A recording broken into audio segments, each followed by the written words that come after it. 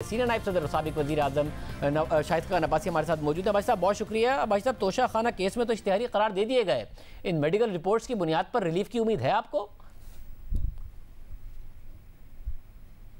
جی بالکل، امید بالکل ہے، توقع بھی ہے، کیونکہ جو لیگل پروسیس ہے وہ نواز شریف صاحب کی غیر موجودگی سے رک نہیں رہا، لیگل پروسیس جاری رہے گا، نہ ہی ان کی سزا میں کوئی کمی ہوگی جو وہ وقت بار گزار رہے ہیں۔ تو اس لیے کوئی قانون کے اندر حرج نہیں ہے۔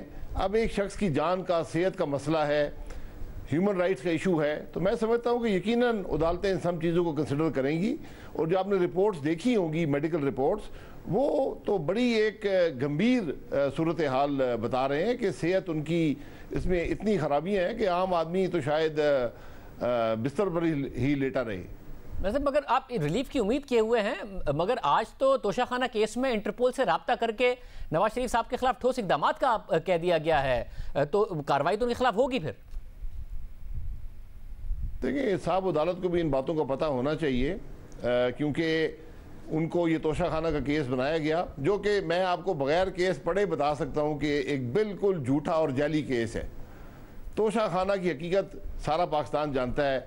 جو وزیر اعظم ہوتا ہے یا صدر ہوتا ہے، اس کو، بلکہ پاکستان میں کوئی بھی ہو سرکاری عہدے پر، اس کو جو گفٹ ملتا ہے وہ ایک سرکار کے پاس جمع ہو جاتا ہے۔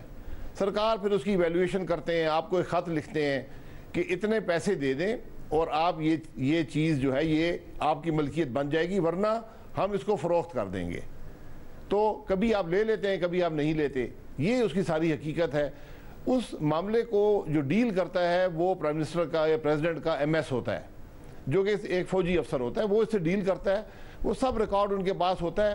اس میں نہیں سمجھتا ہوں کہ کوئی وزیر اعظم بھی یا صدر اس قسم کا آدمی ہوگا کہ وہ توشہ خانے کے افسر کو بولے گا کہ جناب اس کی قیمت کم کر دینا، میں تھوڑے پیسے دے کے گزارا کر لوں گا۔ یہ صرف جو پرائم منسٹر رہے ہیں، جو صدر رہے ہیں، ان کی حد تک کرنے کا ایک ذریعہ بنا دیا گیا نیب کو، اور یہ کیس بھی اسی کی ایک کڑی ہے۔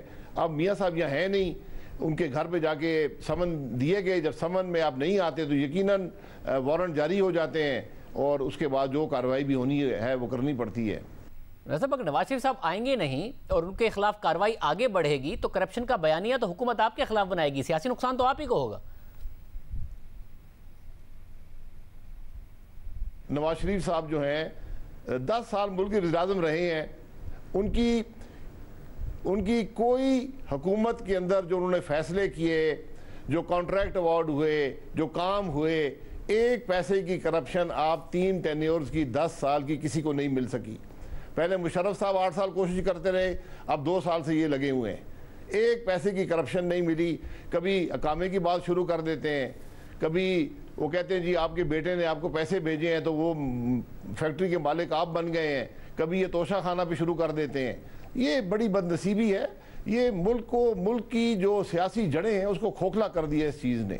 اور آپ لوگ سیاسی طور پر کیسے آگے بڑھیں گے؟ پھر یہی ہوگا کہ نواز شریف صاحب واپس بھی نہیں آئیں گے اور ساتھ میں خاموش بھی رہیں گے، مریم نواز بھی اسی ارینجمنٹ کے تحت اب خاموش ہو جائیں گی، آپ لوگ 20 تاریخ کو اے پی سی کریں گے اور پھر اے پی سی کے تحت کوئی نتیجہ نہیں نکال پائیں گے، اسی طریقے سے چیزیں آگے بڑھیں گی۔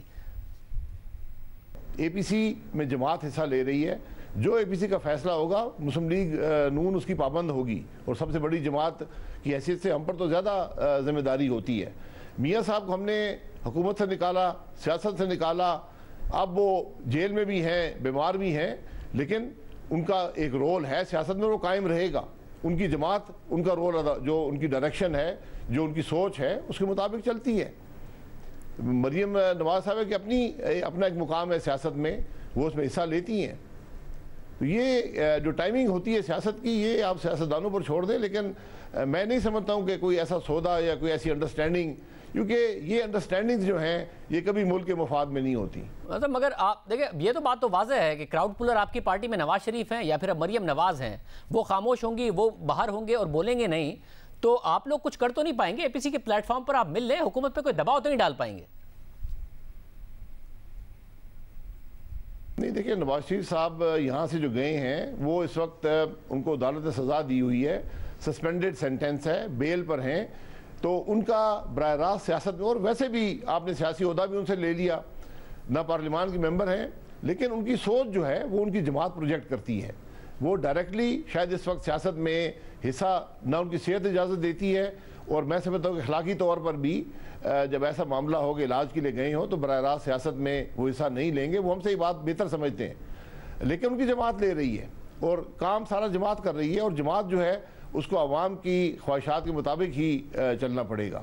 تو کوئی سودے بازی سیاست میں نہ کبھی کامیاب ہوئی ہے اور نہ ہوگی. اگر آپ کے لیڈرز پہ جو اندیا دے رہے ہیں کہ اے پی سی کے بعد اب ہم سڑکوں پر بھی آئیں گے، یہ سارا معاملہ ہوگا، تو کیا مریم نواز بھی سڑکوں پر ہوں گی یا وہ گھر پر ہی ہوں گی؟ بالکل وہ بھی سڑکوں پر ہوں گی. دیکھیں سیاستدان جب ایک دفعہ تہیا کر لے اپوزیشن میں 2 جگہ رہ جاتی ہیں، یہ سڑک رہ جاتی ہے، جیل رہ جاتا ہے. یہ کچھ فیصلہ حکومت نے کرنا ہے، کچھ ہم نے کرنا ہے. یہ اب کیونکہ یہ حصول اقتدار کی جنگ نہیں ہے. آپ یقین کر لیں میں 88 سے سیاست میں ہوں، جیسے پاکستان کے حالات آج ہیں میں نے کبھی نہیں دیکھے.